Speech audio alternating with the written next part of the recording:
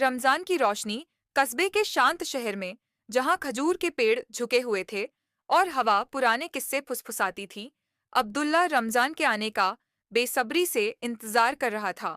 यह सिर्फ उपवास का महीना नहीं था, बल्कि आत्मचिंतन, इबादत और अल्लाह के करीब जाने का समय था।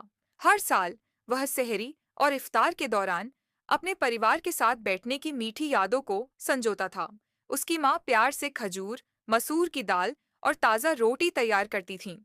अब्दुल्ला को घर सजाने का भी बहुत शौक था। चमकते हुए लालटेन और चांद तारों की झलक उसे रमजान की आध्यात्मिक रोशनी का एहसास दिलाती थी। रमजान शुरू होते ही वह सेहरी के लिए उठता और अपने पिता को बिस्मिल्लाह पढ़ते हुए सुनता, जो याद दिलाते कि सिर्फ शरीर को ही नहीं, आत्मा को भी इबादत और अच्छे कर्मों से पोषण देना जरूरी है। हालांकि रोजा लंबा होता, लेकिन अब्दुल्ला अपनी भूख प्यास भूलकर जरूरतमंदों की मदद करने में खुशी महसूस करता। हर दिन वह खाने के पैकेट बांटता, पड़ोसियों का हालचाल लेता और ज़कात के महत्व को समझता। एक दिन जब वह मस्जिद से लौट रहा था, उसने सड़क किनारे एक बुजुर्ग को थका हारा बैठे देखा।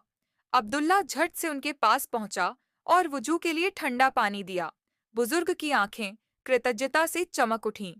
उन्होंने अब्दुल्ला को दुआएं देते हुए कहा, बेटा, अल्लाह तुझे बरकत दे, तूने उसकी रहमत को साझा किया है। उनकी ये बातें अब्दुल्ला के दिल में गूंज उठीं। रमजान सिर्फ रोजा रखने का नाम नहीं, बल्कि धैर्य, दया और सहनशीलता का प्रतीक है।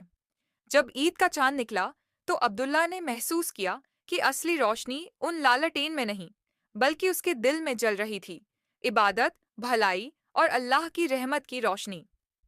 सीख: रमजान हमें सिखाता है कि असली उपवास केवल खाने पीने से दूर रहना नहीं, बल्कि करुणा, उदारता और अल्लाह पर अटूट विश्वास से अपनी आत्मा को रोशन करना है।